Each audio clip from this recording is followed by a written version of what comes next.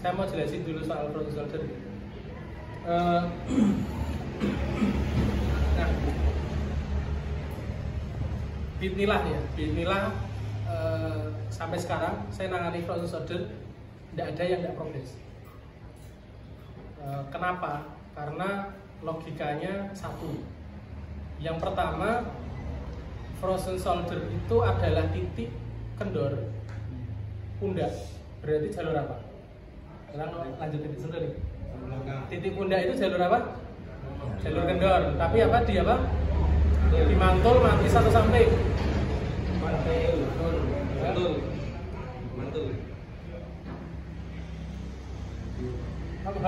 Mantul sampai atau anu? Samping mantis. Kalau mantis sudah bukan dicoret. Apa? Samping. Nah, maka logikanya kalau misal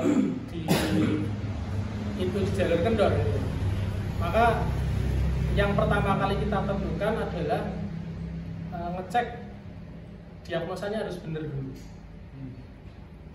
Jadi jangan sampai kebalik dulu. Jangan sampai kebalik. Apakah itu dia betul kendor kiri? Tapi karena dia frozen sebelah kiri, apakah dia benar-benar kendor kiri? Tapi mungkin tidak Pak, itu terjadi di sisi pantel. Jawabannya mungkin. Maka tadi saya bilang, kendor mana Pak? Kendor kanan. Frozen shoulder di mana? Di kiri. Berarti dia kalau diagnosanya jenengan sudah benar, berarti dia kendor kiri, kendor kanan, pantel kiri, tapi pantelnya pantel plus. Satu gitu. Nah, yang kedua, gini masih bisa Pak? Sakit. Apa? Ya, gini tapi masih bisa. Masih bisa tapi sakit ya? Tapi masih bisa. Jadi kalau masih bisa itu walaupun sakit dia masih bisa. Karena ada orang yang dia nggak bisa begini juga. Nah, ini saya jawab juga. Kalau orang yang sudah nggak bisa begini, gitu kan, bukan karena kalau gini tapi masih bisa sakit gitu ya, tapi masih bisa, maka dia masih bisa. Tapi kalau nggak bisa begitu, maka yang dilakukan apa? Ya sudah, tangannya dia lurus, kita lakukan tindakan. Pakainya apa? Pakai pisang ayu. Itu dulu pernah. Dulu di pasien keberapa, maksudnya sebelum pasien keberapa, itu kejadian sampai nggak bisa begini. Maka itu tangannya tetap diluruskan, tapi dagunya dipastikan nempel dada, habis itu dipisang ayu. Tapi kalau kemudian masih bisa ya masih bisa. Jadi pertama keluhnya diagnosa harus benar dulu Pak, kendore. Kalau itu memang kendor kanan, berarti itu pantel plus. Berarti sampai harus selesaikan plusnya. Tapi kalau itu sampai ternyata kebalik, berarti itu kendor. Maka itu tugas jenengan untuk menentukan kendornya, diagnosanya harus clear dulu. Yang kedua, frozen shoulder itu kondisinya adalah saat ada jepitan di bagian torakal belakang itu nyepit. Jadi gini, logikanya kapiler saraf tulang belakang gitu ya, itu di kamu terus logika penciptaan dari idoman itu, dari tulang ekor dia tumbuh panggul, dari panggul dia tumbuh kaki, dari torakal itu dia tumbuh rusuk, dari rusuk dia tumbuh tangan. Maka semua saraf larinya ke tulang tengah dulu. Nah, tapi solusi yang paling efektif untuk menyelesaikan itu apa?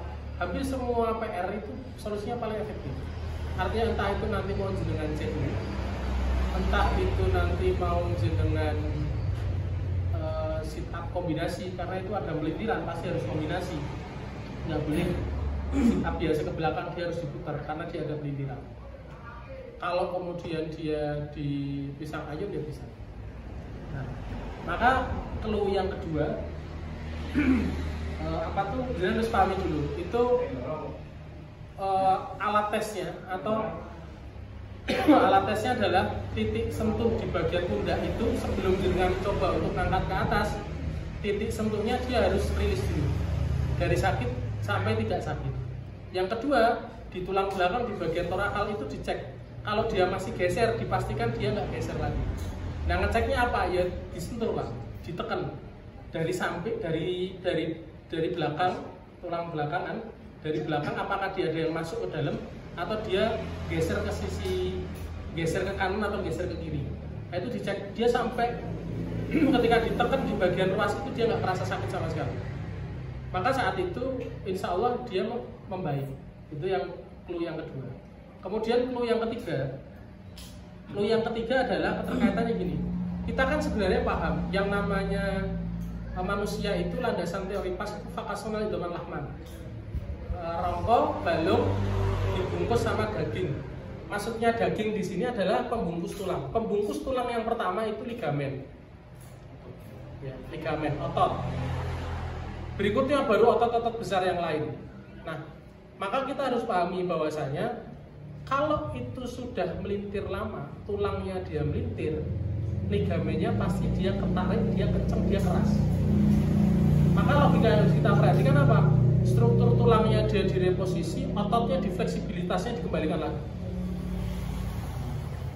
Frozen shoulder itu sakitnya bukan nyeri, tapi tarikan otot.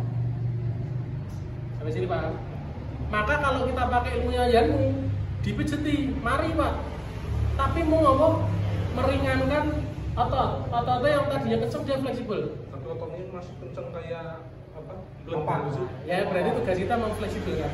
Nah, selama struktur tulangnya dia nggak diluruskan, ototnya yang tadinya dia dikenduni terus dia baik lagi. Hitungannya menit Pak, nggak cuma jam.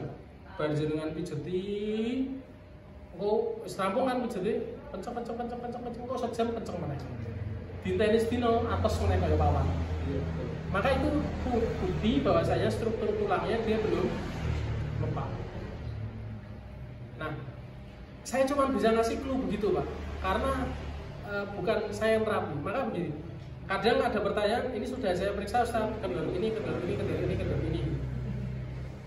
Bisa jadi pemeriksaannya sejak awal sudah salah. Karena kalau nanti saya ngomong, oh itu jurusnya begini Pak, tambah rakaruan Pak.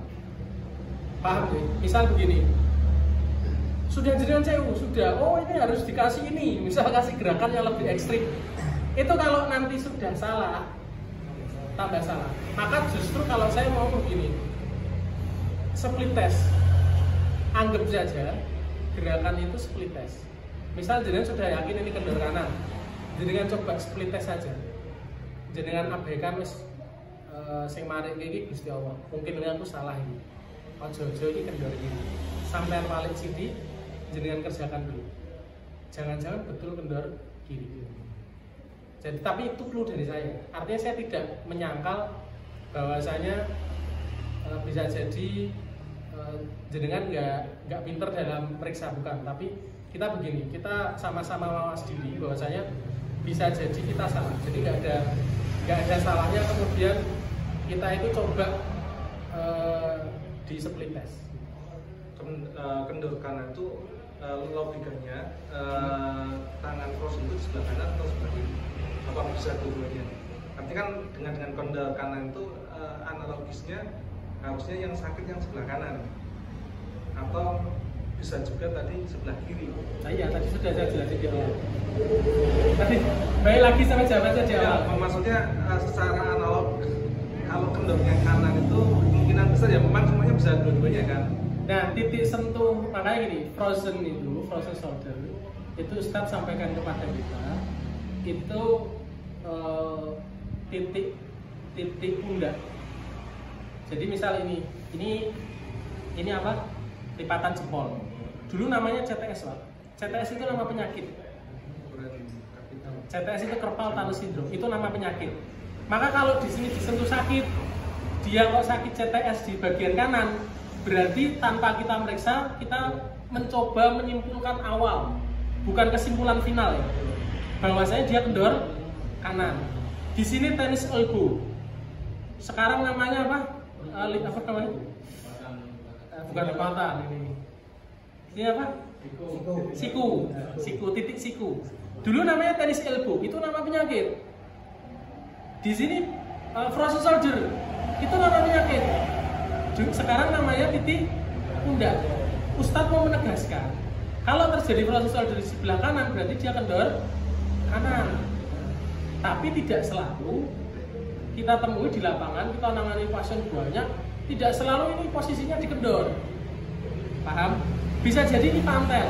Maka tadi jenengan sampaikan, istri saya front shoulder sisi kiri. Terus jenengan sampaikan kendor mana Pak? Katanya, jenengan otomatis sudah pinter ngecek kanan. Oh, kendor kanan. Berarti kalau dia positif, diagnosa jenengan sudah benar, maka saya ngomong begini. Oh, berarti istrinya kendor kanan, yang kiri karena ada front shoulder berarti dia pantel plus. Karena tarikan yang ke belakang terlalu kencang itu bisa bikin front shoulder juga. Gitu. Tapi saya ngasih tipsnya apa? Saya nggak ngomong, kasih gerakan langsung. Nanti saya langsung ngomong, oh ini kurang maksimal Pak, kasih gerakan ini. Kalau diagnosanya salah di awal, beneknya nih Pak luar biasa. Paham nggak maksud saya gitu? Jadi pasien awal ibaratnya itu mungkin BCU biasa dengan diagnosa yang benar itu rampung. Tapi ki pasien suwe wis diongkak-ongkak dengan diagnosa yang salah, itu nanti beneknya ya berulang kali Pak. Maka saya selalu sampaikan, saya ngasih tips, saya nggak mau ngasih gerakan karena begitu saya bisa jadi ada kesalahan dalam sejarah. Maka tadi tipsnya 3 dulu. Yang pertama, coba jenengan diagnosa ulang dulu, jenengan split test. Split test itu dijajal. Jenengan coba jajal dibalik sih. Kok penak tambah sidik. Kok penak malih tambah sidik. Terjawab. Yang kedua tadi ya, yang kedua di beberapa poin yang tadi, termasuk yang terakhir kalau saya ngomong semua gerakan yang paling efektif untuk frozen shoulder dan yang nggak bikin sakit itu HK. Kalau dia bener langsung sembuh, kalau dia salah sakitnya begitu tahu. Iya, kemarin saya coba HK balongnya udah debol, langsung laku Pak. Nah itu berarti kembali sudah sampai dengan diagnosa jenengan begitu. Iya, kembali sudah itu kembali. Ini tips ya, maksudnya saya sering nangani Pak. Saya nggak ngomong setiap pasien itu sekali saya diagnosa itu bener enggak. Sering salah Pak. Saya ngaku itu sering salah. Tapi saya selalu split test. Jadi aman. Makanya setiap akhir session terapi kita langsung bisa tentukan. Dan yang utama juga kesembuhan itu dari Allah. Maka apa tuh namanya, nggak boleh juga nggak boleh pas dokter itu kaya wis nangani sewu itu nonton pasien itu kaya wis ya itu nggak boleh sama sekali. Makanya tapi ada cirinya, artinya kalau sudah terjadi begitu itu bukan. Karena apa, yang namanya dulu pernah itu apa ya, bonggol lepas gara-gara CU itu asisten panik Pak. Saya itu kan kalau terapi saya yang periksa, nanti yang terapi teman-teman.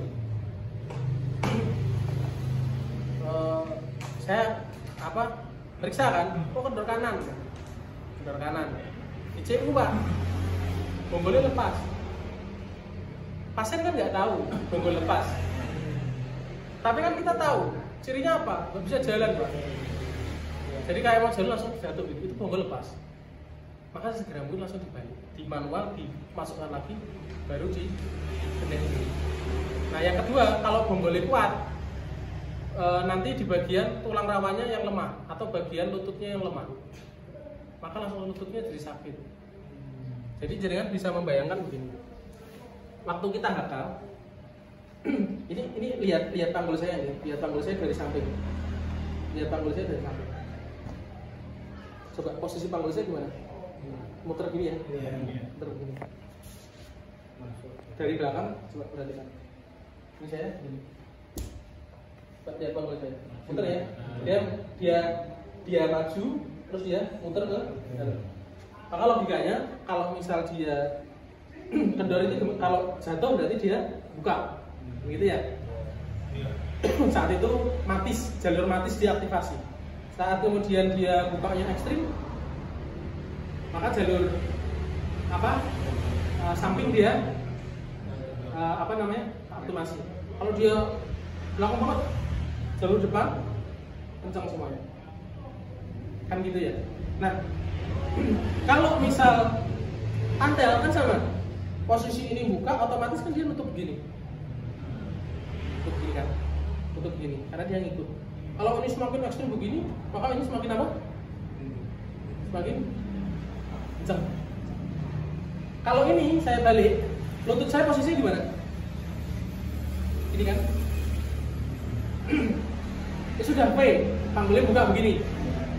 Terus habis itu dia mantel, otomatis yang muter sisi apa? Tulang kering, fibula sama fibulanya dia muter. Yang di sini berusaha untuk apa? Menyeimbangkan. Maka ini sudah V, sudah buka, habis itu dia muter karena pantel. Nah habis itu jenengan apa kan? Jenengan apa tadi? Tutup dimajukan, dijauhkan. Tutup, tambah ditutup, terus dijauhkan. Tek, di sini langsung dia sakit. Termasuk bonggol sini. Bonggol kalau dia begini, dia semakin ketarik ke belakang, tak, ini dia lepas. Jadi bonggol lepas itu begini. Ini bonggol. Ini mangkokan. Mangkokan ini dalam. Ini kaki. Kan gini ya. Dia cuma bisa begini. Kalau ini sayap, ini madepnya, misal kaki madep sana, badan madep. Kalau ini saya putar begini, ini kan. Terus saya apa namanya? Tarik, misal ini dimasukkan, ada sudah masukin, bonggol dilepas. Saat itu dia langsung lemah begini. Jadi nggak pas di bawahnya. Nah makanya penting ngecek titik sentuh tadi yang disampaikan sama Pak Agus Risuloh. Titik sentuh itu adalah bahasa kita itu begini. Itu tuh alarm bagi kita kapan kita ngasih gerakan yang itu maksimal, kapan itu gerakannya stop aja. Karena di titik sentuh salah satunya misal itu sakit banget gitu, kasih soft dulu. Jangan-jangan nanti kalau misal salah itu nggak kebablasan.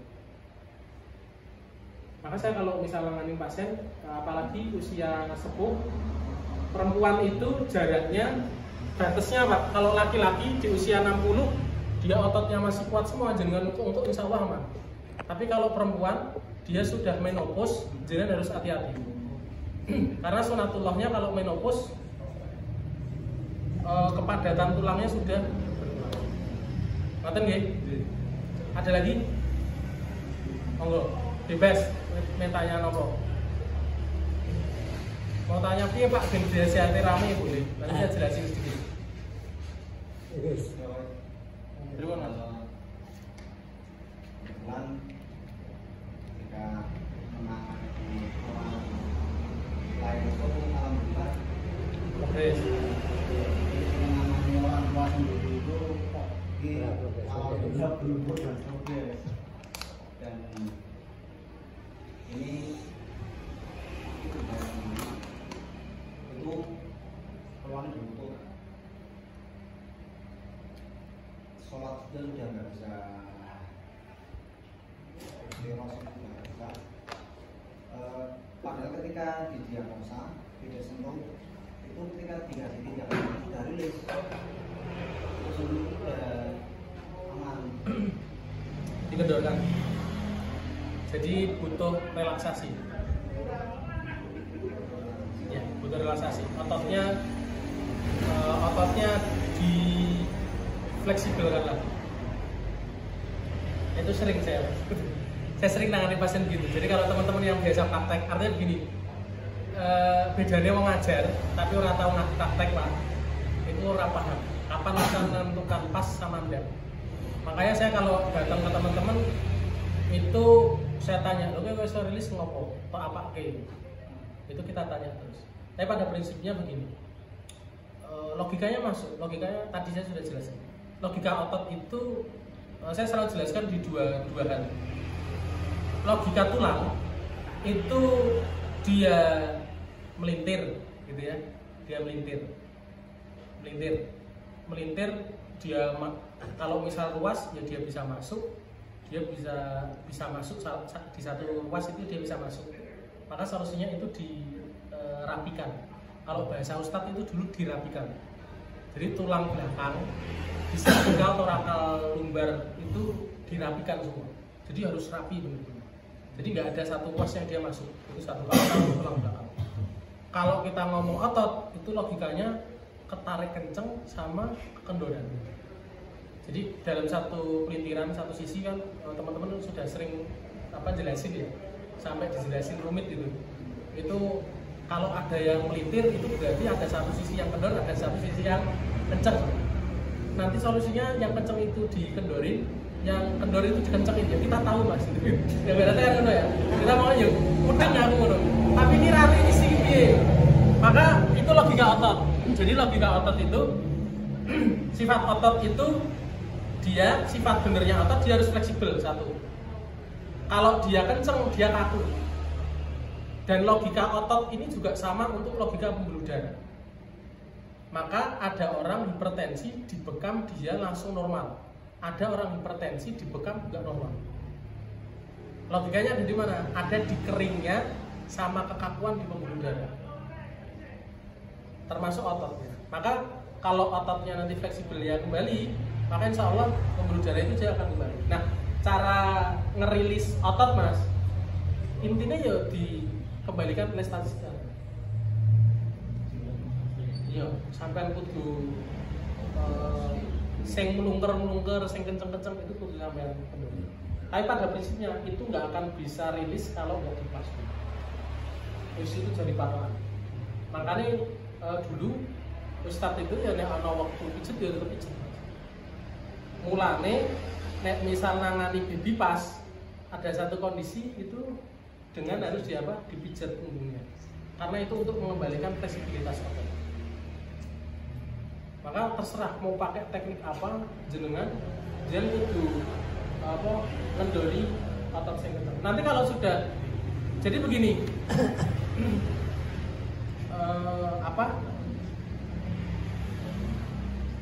terus nek nom kalau muda jadi gini. Kalau masih muda itu kita CU berulang kali rilis. Karena apa? Sifat fleksibilitas otot itu masih bagus, mudah untuk kembali. Jadi mudah untuk membaik. Kayak atlet itu kan masa prime time-nya dia di usia di bawah 30 ya Pak ya. Di atas 30 atlet bola itu didol. Didol apa ya? Karena itu apa? Termasuk kemampuan masa otot yang dia cepat recovery ya. Jadi kalau apalagi kalau cedera, makanya kalau cedera pasti pensiun. Karena apa? Masalah otot itu sudah nggak bisa diganggu, maka harus difleksibel. Nah kalau orang tua kan nggak mungkin, jenengan kerja terus orang mungkin. Ibaratnya ya kelarang. Maka yang harus dilakukan sudah di posisi rilis simpul-simpul otot yang dia mengeras itu dengan urai. Insya Allah dia membantu. Hanya butuh sabar.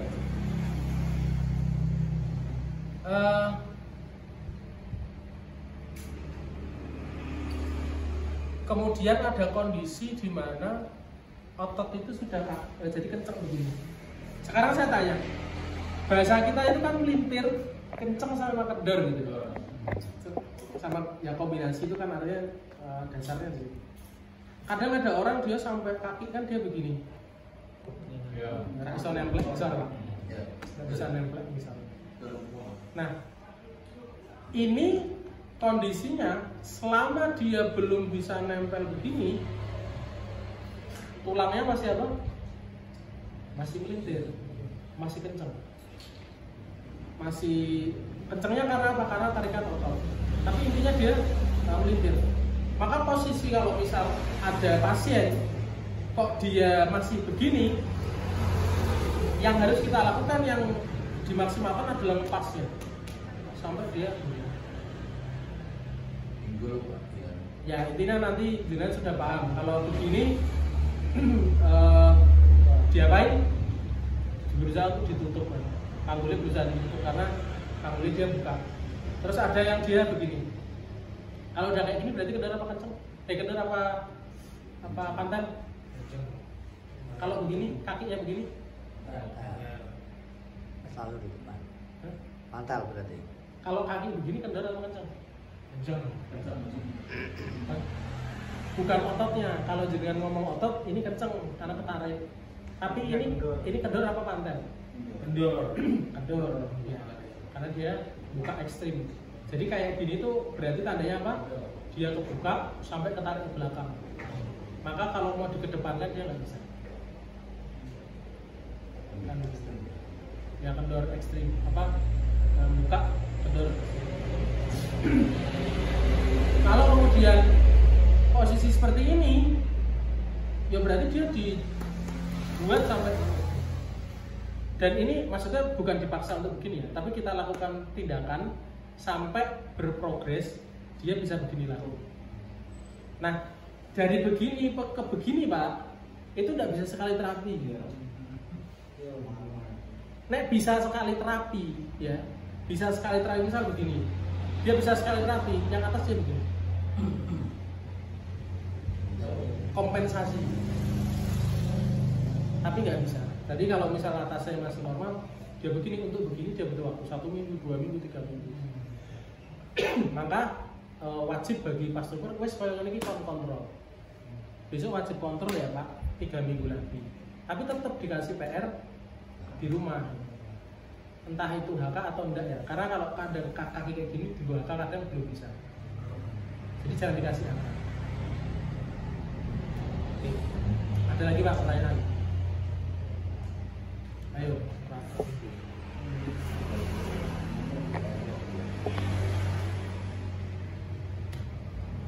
Tentang ini Pak, kendor dan jempol A dan jempol V ya.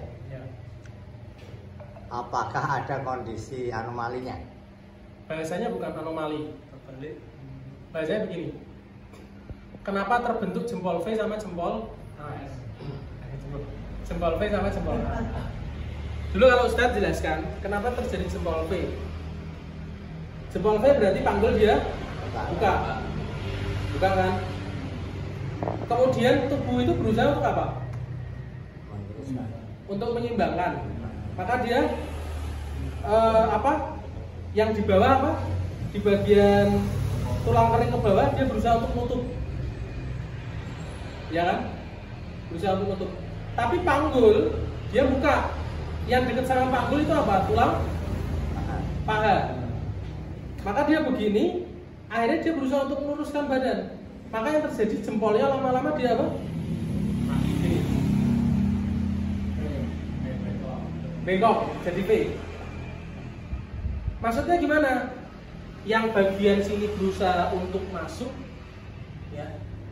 Yang ujung berusaha karena dia ada tarikan otot dari sini, dia akhirnya bengkok begini. Apa? Saya contohnya.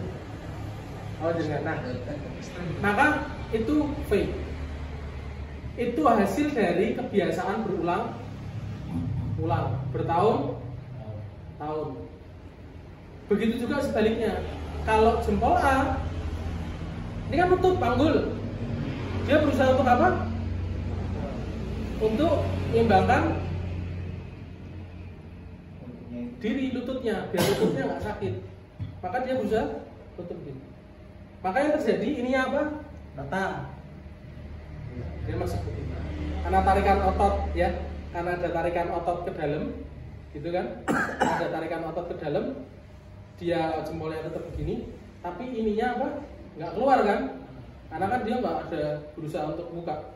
Jadi yang terjadi dia lurus. Itu hasil dari kondisi bertahun-tahun.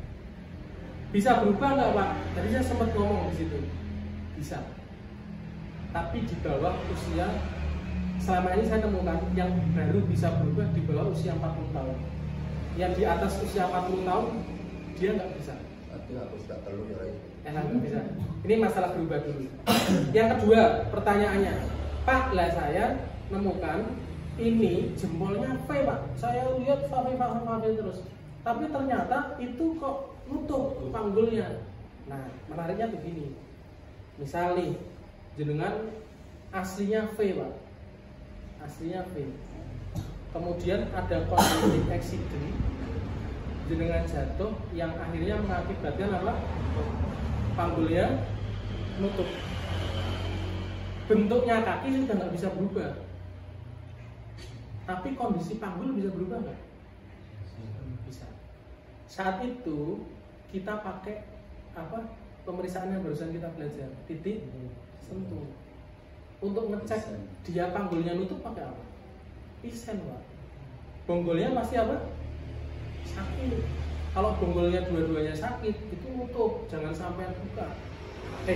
Itu nutup, nutup, jangan sampai jenengan malah ditambah di tutup. Dia harus sampai sini bisa dipahami. Yang kedua karena bisa terjadi karena accident, yang kedua karena kebiasaan. Nah, kaki saya ini kalau jenengan lihat jempolnya apa, Pak? V. Ini tetap kalau dibeginikan tetap V ya. Kalau dibeginikan tetap V.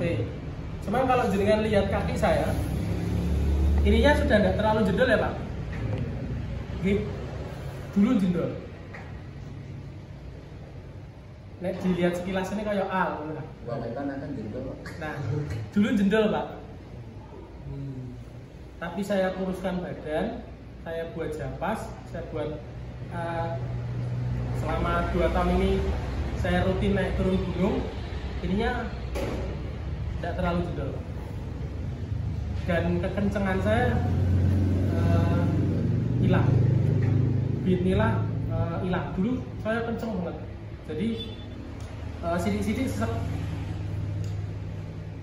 Nah, maka bahasanya bukan anomali, tapi kalau anomali itu ini, Pak, ku jempolnya V tapi aslinya A. Jadi kita ngomong lebih asam kita ngomong dicek saja titik sentuh untuk memastikan dia V atau A. Yang kedua selain dari dari bonggol pakai apa? Besok materinya Dr. Suto pubis. Kalau ke dalam berarti apa? Tutup. Kalau dari depan berarti dia buka. Mana yang lebih sakit? Paham ya, Pak? Pubis ya?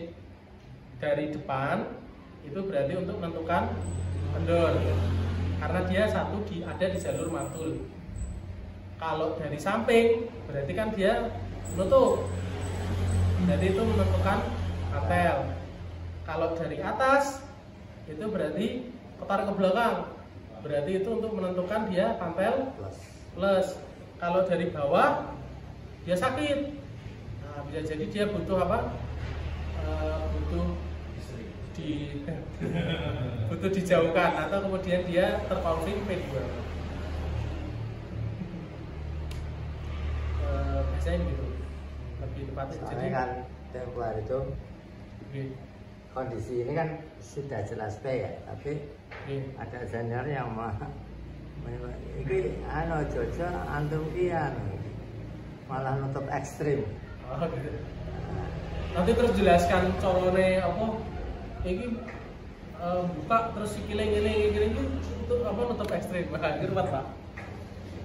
Jadi yang cek mawon, artinya cek di bagian bonggol sama cek di bagian pubis. Kalau itu terkonfirm sakit, jangan sekali-sekali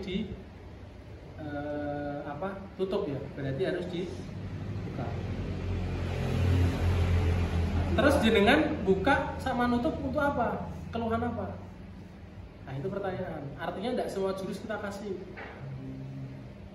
Paham nggak? Misal contoh begini, kalau jenengan tidak sakit prostat, tidak sakit kanker buli-buli. Kanker buli-buli itu ada di apa tuh namanya? Di itunya ya, di testisnya itu kanker di situ. Ya jenengan nggak perlu mendorin itu. Paling pelintir-pelintir aja. Nah, misal kita ngomong sakit itu, kalau sakit cirinya gini Pak. Kalau sakit satu sisi sudah itu berarti melintir. Dominan jenengan ngerjakan PR yang itu melintir. Tapi kalau sakitnya posisinya tengah atau dua sisi, berarti perlu untuk mengerjakan merilis yang masuk yang nutup atau yang buka.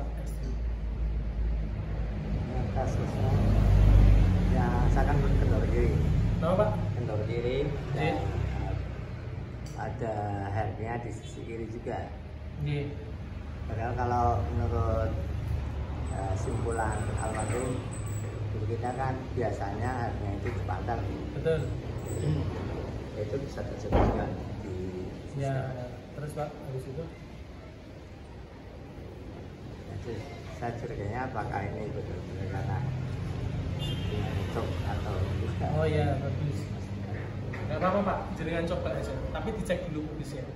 Tapi hernianya sudah ada keluar. Ya kalau aktivitas rada berat masih.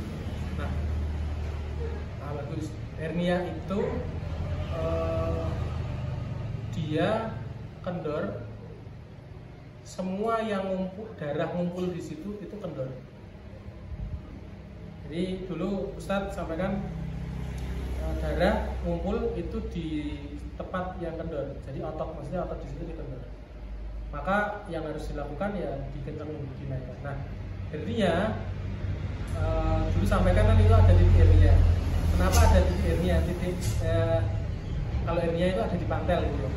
Karena apa? Karena tulang ekor itu dia kalau kendor kiri Pak, kalau kendor kiri berarti kan panggulnya dia muter ke kiri, tapi tulang ekornya itu kan menyeimbangkan, dia muternya kemana? Ke kanan. Maka tulang ekor itu tekan saraf yang ada di kanan. Saat itu titik pantat dia sakit. Jadi paham nggak kenapa kok pantat masuk titik pantel dan itu sakit? Karena tulang ekor itu dia muter ke kanan, saat itu sakit.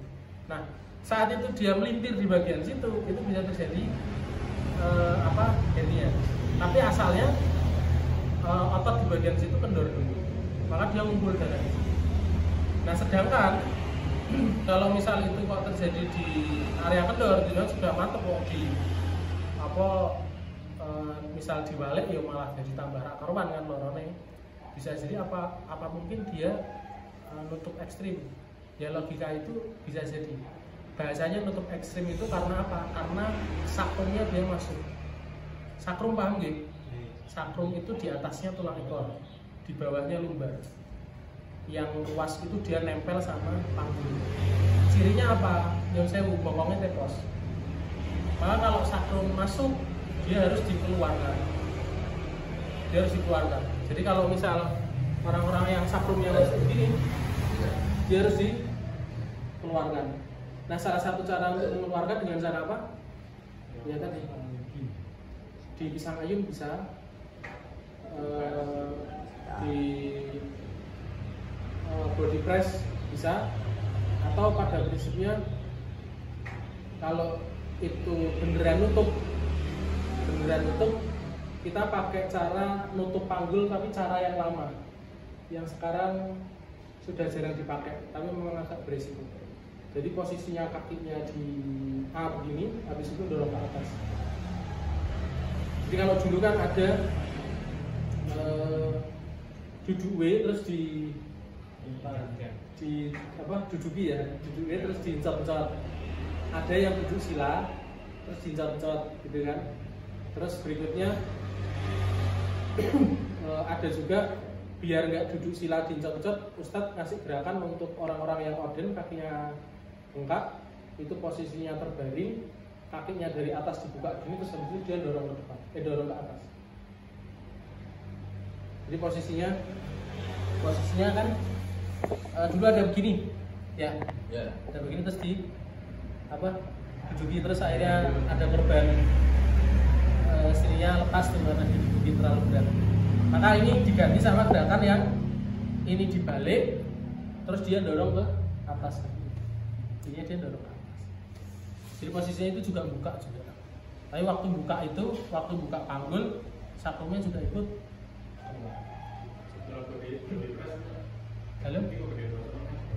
Dalam Pak. Gerakan ini Booster kan tutup Pak. Booster kalau dua-duanya ditutup begitu nanti dia tambah nutup.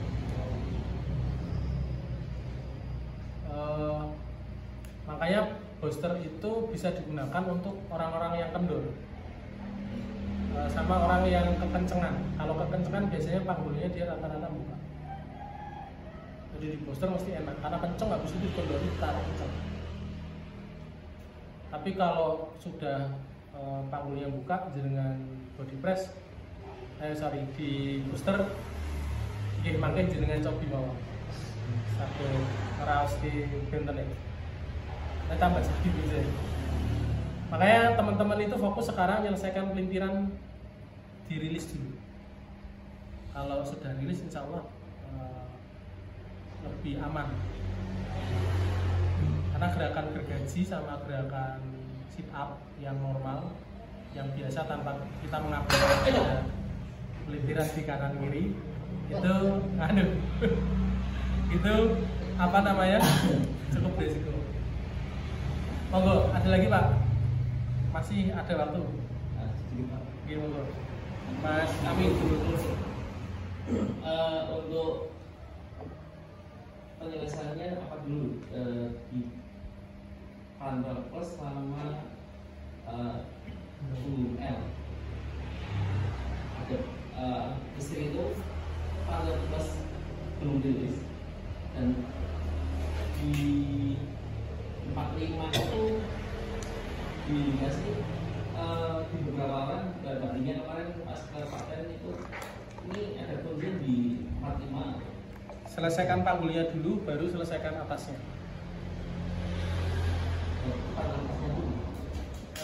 Itu bisa dikerjakan bareng sebenarnya. Jadi jangan dikira menyelesaikan Pantel Plus itu nggak bisa ngurai bagus pinnya. Tapi pada prinsipnya selesaikan panggulnya dulu, baru menyelesaikan atas.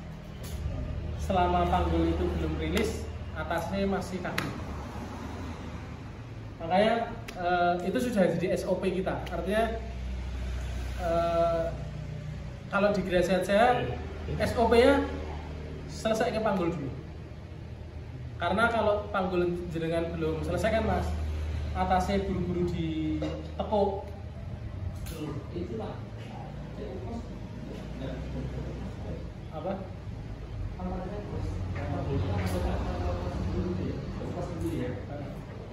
Sekarang begini, maksudnya begini. Indikator. Jadi kan menentukan Pantel Plusnya rilis pakai apa? Biasanya belum. Ya bukan, itu salah kalau cara mikir gitu. Keluhan terurai itu adalah apa tuh namanya, gabungan dari apa tuh namanya, rangkaian tindakan yang sempurna. Maksudnya begini, kalau kita ngomong ini selesaikan pantelnya plus dulu atau muter apa namanya, muter rusuknya atau muter spinnya, maka jawaban saya ya selesaikan panggulnya dulu, Pantel Plusnya dulu. Indikator Pantel Plus terurai itu adalah dari titik sentuh. Lah jenengan menyelesaikan apa, jenengan menentukan Pantel Plus itu kan dari titik sentuh. Maka jenengan ya harus fair ketika nanti mau ngomong Pantel Plusnya terurai, dari titik sentuhnya dia terurai. Kan gitu ya? Iya. Nah, yang kedua baru kita menyelesaikan atasnya. Kalau itu sudah dirangkai, selesai, bawah selesai, tengah selesai, karena itu problem di tengah, bawah selesai, tengah selesai, maka nanti keluhan akan berkurang. Itu kalau kita ngomong hitungan logisnya. Tapi nggak boleh dengan ngomong begini, tak Pantel Plus rak rilis gitu. Tak Pantel Plus rak rilis, padahal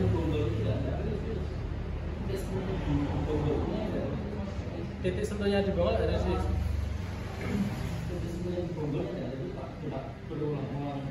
Sampai ekstrim kan gimana?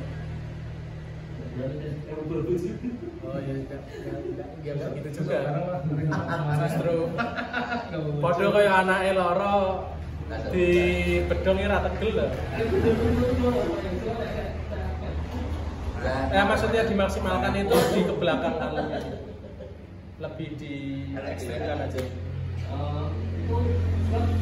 Itu begitu kaki tak naikkan sedikit itu dia merasa sakit sendiri. Kalau ini waktu jatuh masih bisa keluarkan tenaga, saya masih bisa rasakan, tapi kalau dia udah rasa ya bisa mengeluarkan kurang lagi kakinya kayak gitu. Nah ini bagus. Jadi Pantel Plus yang maksimal itu sampai kemudian tarikan otot di paha bagian bawah, belakang, bawah ya, itu kerasa ketarik. Dan yang saya miliki, ini kalau misal Pantel Plus segini gitu ya, di sini belum merasa ketarik, itu nanti nggak rilis-rilis. Jadi dia diposisikan sampai sininya kerasa ketarik. Kalau sudah ketarik itu bukan sakit ya, ketarik ya. Bu ini sudah ketarik, Pak ini sudah ketarik, sudah. Oke, lawan maksimal. Nanti itu dia cepat rilis. Tapi kalau dia begini saja, ini belum terasa ketarik, nggak akan rilis lama. Kecuali dia sakitnya nggak parah. Tapi kalau sakitnya agak parah, agak sulit, itu posisikan dia sampai posisi otot itu posisinya ketarik, baru dia disuruh melawan. Itu masih ada tenaga mas. Kalau misal ketarik saja, bukan sakit dulu ya. Tapi kalau di batas ambang sakit, itu pasti hilang tenaganya. Begitu dia masih bisa keluar lagi, kalau bahkan gitu ya. Tapi kalau dia sudah kurang lebih gitu, ya itu di situ setelah dirilis nanti habis itu baru diputar. Nah pertanyaannya begini lagi, itu saya belum rilis pak gitu, bonggolnya dicek masih sakit gitu kan, terus gimana? Ya enggak apa-apa, sampai kerjakan itu sesuai urutan. Tapi pada prinsipnya kerjakan dari panggul baru ke atas, dari panggul baru ke atas, dari panggul baru ke atas, begitu terus. Atasnya nanti selain itu tetap bawa kerjakan. Apa mas keluar mas? Apa? Di tulang sini itu nggak nyaman. Nggak nyaman aja tuh sampai sakit. Ya sakit jadi kalau biar ini masih sesuai ya. Begitu dia mau miring pindah gitu mau satunya itu ya harus banget. Ya itu tarikan otot. Ya jadi itu ada kenceng di otot. Sampai cek mas di bagian pinggang sama paha sisi luar sini sama paha sisi belakang itu dikendorin semuanya. Kalau sini bagian belakang itu kan agak keras, digoyang sedikit aja langsung dia langsung sakitan. Ya pelan-pelan harus dikendorin bagian ini. Terus sisi samping selalu tekan sedikit juga langsung sakit. Maka bawah saya belum banget. Jadi paha bagian bawah sini, belakang ya, itu narik otot di sini. Nah itu tarikan dari otot, maka fleksibilitasnya dikembalikan lagi. Biasanya otot-otot sing kenceng di bagian sini. Dan di titik-titik itu aja. Artinya kita nggak mikir, orang usah perlu kemudian nanti pikirannya nih ya. Wah ini jadinya Pak Faiz ini berarti aku disinau pijet. Enggak. Orang aja gitu. Nanti jaringan ruwet mana mikirnya. Karena logika tukang pijet itu ya ruwet juga. Saya ngomong gini karena saya paham dan kemudian pasien kita udah di titik itu aja, dikendorin di bagian titik-titik itu aja. Ibaratnya kalau sebagian teman-teman itu ada ya kayak sempat itu tidak ya sebagian dulu. Karena pakai tangan nggak kuat ya, itu di bagian paha itu tidak lah. Yang penting kan apa pasien pulang itu mesem mbak, penak loh. Karena apa? Karena ototnya sudah kenceng bagian situ. Tapi pada prinsipnya itu kita rilis ototnya di bagian situ. Dan hanya di bagian itu. Nggak banyak. Nanti kalau kita pakai apa?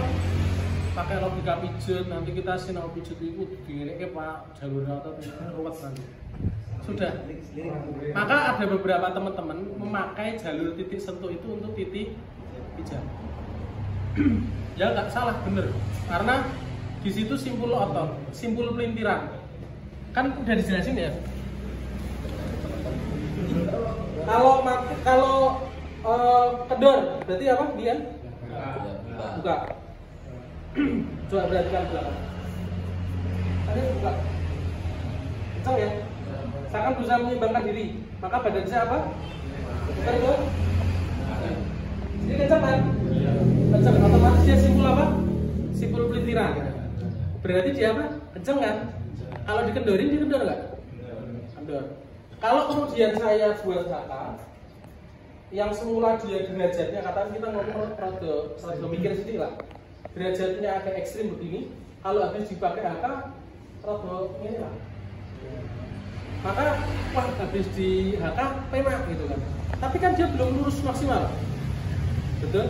Nah, terus dibuat apa? Penak. Habis itu dia balik lagi. Rasanya nak penak lagi, kok berarti gua haka penak. Tapi ki kok ora penak meneh. Nah, itu sudah peran otot yang kenceng lama, kemudian dia kaku. Maka tugas kita apa? Dikendorin otot itu. Dikendorin, terus habis itu dikunci meneh. Dikunci lagi. Kuncinya pakai apa, Pak? Ya sudah, mau dengan sit up, mau dengan apa?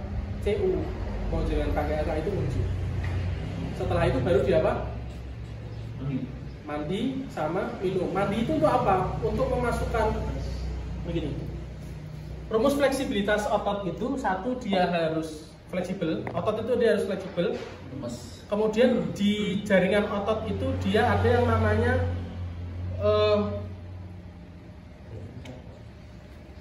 apa tuh namanya? Plasma. Gampangannya itu air, Pak. Maka berarti otot yang baik itu harus apa? Harus fleksibel, satu. Yang kedua dia harus apa? Basah. Nah, makanya kalau misal habis dikasih air dingin, rasanya apa? Relax, Pak. Ngantuk jenengan. Betul? Efeknya apa? Efek relaksasi. Karena apa? Ototnya langsung keisi sama plasma. Kalau bangun bukan badan kan kaku semua Pak ya. Kaku semua. Gigi siram langsung seger. Kalau Milo misal nopo, salah satu kebiasaannya para ulama itu kan bangun sebelum subuh dan mereka sudah mandi sebelum subuh ketika waktu-waktu sepertiga malam terakhir itu. Karena di saat itu otot diistirahatkan gitu ya. Tapi habis itu nanti dipakai lagi buat kerja. Jadi dia harus dipastikan seger. Makanya habis olahraga itu paling bagus langsung mandi. Ya, pas keringetan itu panas, itu langsung dikunci pakai mandi, gitu ya. Prinsip termodinamika. Kemarin saya bagikan itu ada logikanya, udah dimatikan. Jadi kenapa kok kemudian Ustadz itu menjelaskan untuk demam itu pakai air gitu ya.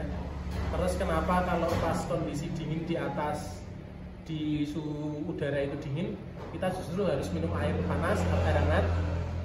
Terus kemudian menjelaskan habis mandi, habis olahraga kok mandi, habis itu kok malah awalnya jadi meriang nek orang ngombe. Nah, itu bisa dijelaskan pakai prinsip termodinamika. Itu ada video. Ada video apa tuh namanya? Eksperimen. Ada video eksperimen untuk menjelaskan ini. Nah, insya Allah nantilah besok kapan-kapan kita bagikan. Oke, monggo Pak. Naikkan rumah saya. Oke. Monggo. Tipsnya gimana Pak? Tipsnya nonton Pak. Nonton. Oke, terus. Selama jenengan boten kersa nonton nggak akan rame. Nah, karena konten belum banyak pasien kan Terus. gitu aja. Nah, kontennya jangan konten pasien, tapi jenengan konten edukasi. Jenengan ya sudah edukasi, itu kan sudah sering. Artinya saya jelasin kayak gini, jenengan jelaskan ulang. Itu apa konten-konten dulu teman-teman di awal-awal itu konten-konten edukasi kita itu di copy dijelaskan ulang. Saya ya nggak apa-apa. Artinya termasuk misal Ustadz jelasin apa itu jenengan bahas sendiri boleh.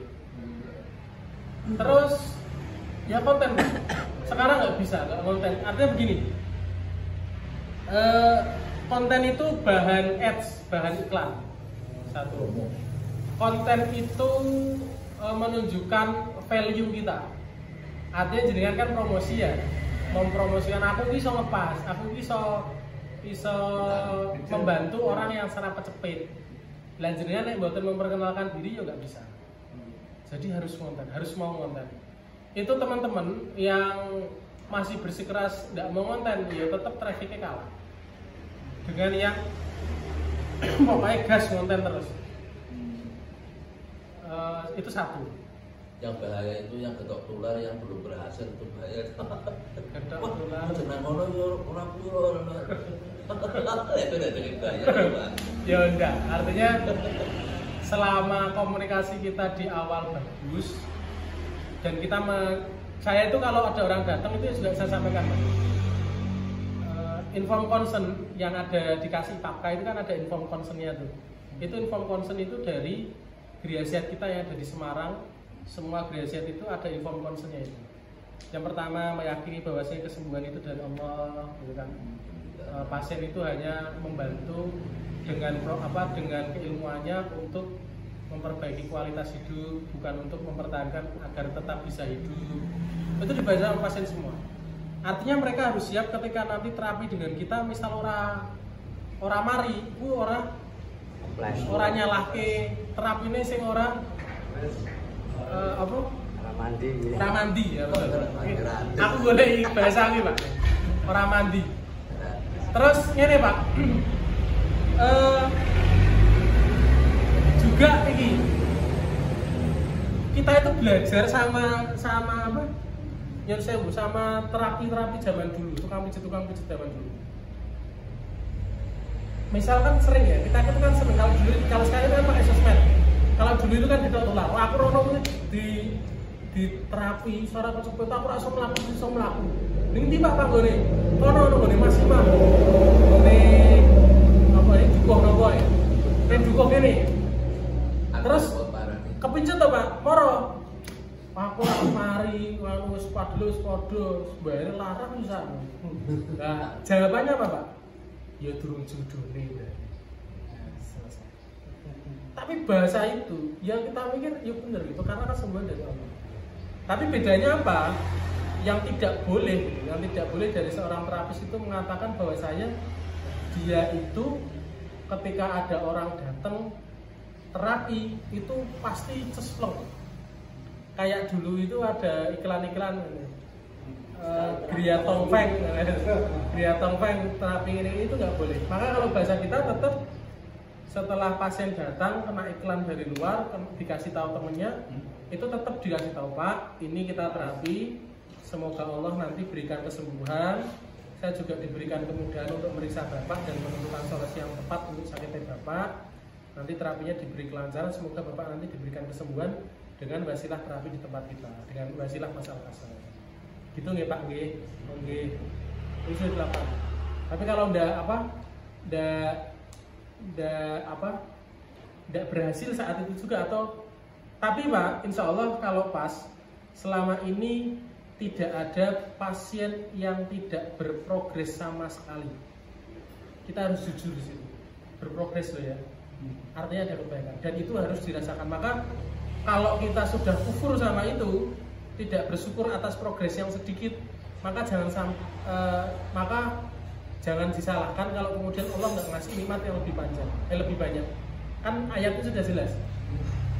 La in syakartum wa la azidannakum wa la in kafartum ila adzabil syadid. Artinya ya sudah, kalau sudah dapat emas sedikit Pak, ini progres sedikit ya Pak ya. Tadi kan sakit, ini sudah agak mending sedikit, disyukuri dulu Pak, alhamdulillah. Baru setelah itu jenengan tambahin lagi, dia tambah bersyukur, dia merasakan progres. Nanti di akhir jenengan ingatkan Pak, tadi agak sakit, terus ini sudah agak mendingan. Betul ya Pak ya, tadi kan sudah merasakan. Ini berarti kalau misal masih ada sedikit, tinggal dirutinkan. Nanti 2 minggu lagi saya jadwalkan untuk kontrol. Kan nonton. Jadi nanti dikontrol lagi, dimaksimalkan lagi. Tapi selama 2 minggu itu dia tetap kerjakan PR biar maksimal. Insya Allah. Ini minta pertanyaan kita sedikit usulan. Lanjut Mas, lanjut. Cuman ini PAZ ini kan berharapnya bisa sampai kayak zaman. Dengan catatan bisa disebarkan. Indikatornya kan disebarkan sampai luas ya Pak ya. di kami sendiri di Pekalongan, tapi yakin di tempat-tempat lain itu juga ternyata kegagalan menyebarkan itu loh Pak. Nah, masalahnya kami sebagai masyarakat ini merasa Papua terlalu jauh. Pekalongan, misalnya contohkan daerah negeri, Papua Pekalongan itu tidak bisa menghadirkan, masih belum bisa menghadirkan PHZ yang di Klaten itu ada di sini. Mungkin nggak kalau seandainya PHZ ini Klaten pusat ya kan, bisa nggak itu bikin jaringan dengan kekuatan ini bareng-bareng, tapi rumah sehat di sebuah kota. Tapi ini resmi dan terutama targetnya kayak kota-kota kayak yang apa ya, misalnya kayak kita kayak Pekalongan yang sekiranya ngomongnya ngepas tapi orang belum buka tapi ya gitu. Ya itu kan bisa nular ke sampai gimana? Dulu pesan ya itu termasuk pesan guru kita dulu yang diharapkan oleh Ustadz Haris Rahimahullah itu adalah teman-teman bertumbuh untuk bisa membuka gereja sehat. Jadi apakah bisa Pak nanti layanan profesional seperti itu, ibaratnya cabang Ayub Camp bisa, tapi kita lebih bahagia kalau antum-antum semua justru yang itu bertumbuh, termasuk pesan guru kita. Jadi dulu Ustadz pernah ditawari ya bikin rumah sakit satu besar, antum jadi direkturnya, itu teman-teman yang generasi awal itu dijadikan ibaratnya dokter-dokter spesialisnya. Kita buka lapangan kerja sebanyak-banyaknya, pelatihan di mana-mana, nanti kita buka rumah sakit besar-besar di setiap titik. Ustadz sampaikan begini, mimpi saya bukan begitu. Mimpi saya adalah banyak pastruper yang dia bertumbuh tidak besar, kecil, tapi dia ada di seluruh titik dimanapun. Artinya kalau saya ngomong Pak, andai kata di Klaten itu dibom, atau di Klaten itu kemudian orangnya ya bisa mati semua, itu saya masih bisa melihat, insya Allah di Pekalongan itu masih ada Mas Amin, masih ada Mas Imam, masih ada jenengan, masih ada Pak Turip, masih ada Pak Bondo, masih ada teman-teman yang ada Mas Kiram dan yang lain. Hanya nunggu waktu kapan kemudian antum itu tergerak untuk kemudian serius untuk buka gereja sehat, karena itu bagian dari hijrah. Artinya begini, kita nggak akan bisa maksa orang itu kemudian mengikuti milah-milah kita atau jalan-jalannya para anbiya, sampai kemudian Allah itu hadirkan satu titik di mana ya saya harus jadi ulama, saya harus ngaji, kan kayak gitu ya. Misalnya para gus, para kiai, para ulama itu kan ada di kondisi-kondisi gitu. Bukan kayak gini, banyak kok kemudian yang dia kuliah sampai Madinah, S3-nya dokter, tapi pulang itu ya bakulan buku gitu, buka sate kambing gitu kan, atau kemudian dodol kebab gitu. Banyak Pak. Nggak apa, padahal mereka dulu belajar dipersiapkan untuk jadi ustadz gitu. Maka tadi saya ngomong ayat dimana kemudian Allah itu gini, kita itu sudah dikasih amanah oleh Allah untuk membawa keilmuan ini agar dia sampai di akhir zaman. Ini itu bagian, kalau kita ngomong ya, kalau para rasul itu mereka membawa risalah. Kita tuh diminta untuk menyampaikan ini sampai di akhir zaman. Keilmuan ini harus sampai ke akhir zaman. Allah sudah pilih kita, kemudian tinggal kita nih mau tetap amanah ngelanjutin ini, atau kemudian nggak berusaha keras, atau kemudian kita meninggalkan. Dan antum jangan GR gitu. Jangan GR-nya begini. Kalau antum nggak mau melanjutkan, pasti Allah akan tunjukkan, gantikan orang-orang yang amanah yang kemudian akan melanjutkan keilmuan ini. Termasuk saya. Makanya saya jujur semangat. Iki aku jadi ketua, iki aku dikei amanah ini aku ora maksimal, aku ora tenanan. Ngesuk bakal ono ketua sing luwih apik daripada ini. Itu saya senang. Tapi ketika saya meninggalkan diri sebagai ketua dan posisi saya nggak jadi ketua lagi, kemudian orang-orang itu mencatat dia niku Mas Faiz itu jadi ketua ini ora tenanan. Mau jadi kegiatan, konco-konco kok tidak menghadirkan kegiatan yang kemudian maksimal dan segala macam. Oh itu berat pertanggungjawabannya, bukan di mata manusia, di hadapan Allah. Maka jadi motivasi terus. Saya harus terus gimana caranya Pak ini bergerak, gimana caranya. Adapun dengan keterbatasan keilmuan yang kita miliki. Nah, maka termasuk ini. Maka guru kita mungkin guru kita wafat gitu. Tapi jalannya ada yang melanjutkan. Termasuk ketika nanti kita sudah ada, saya yakin insya Allah ketika kita ikhlas, jalan ini akan dilanjutkan terus. Maka saya ngomong sama teman-teman, ini ojo terlalu ngegas, ojo terlalu sabar sama ikhlas. Insya Allah Insya Allah nanti Allah berikan waktu yang paling tepat. Jadi Mas, kalau jenengan ngerasa misal butuh perbaikan, kita dibantu untuk mensupport. Tadi di situ kita ngobrol enak, saya senang. Artinya apa? Kita butuh refresh kegiatan-kegiatan yang menarik. Jadi kalau ada yang merasa kurang menarik itu buatlah sesuatu yang menarik. Salah satu ikhtiar kita di pusat itu kan kita bikin family gathering. Bisa jadi nanti di Sabang sama wilayah kita bikin yang kayak mini family gathering. Kayak tadi saya ngomong, mungkin kita touring, jalan-jalan terus rasa ngomong ke pas sih 1 jam aja. Katakan kita ada waktu 5 jam itu untuk seneng-seneng, 1 jamnya itu untuk mungkin ngomong pas. Menarik insya Allah. Gitu. Bapak, ngapunten, ini habis ini saya mau makan meneh. Nah ini berarti makan siang harus sarapan. Saya cukupkan gitu. Nanti insya Allah kita bisa gabung-gabung lagi di Zoom lah. Dan nanti ada kelanjutan ngobrol dan segala macam. Sama. Yo, kalau yang lain juga.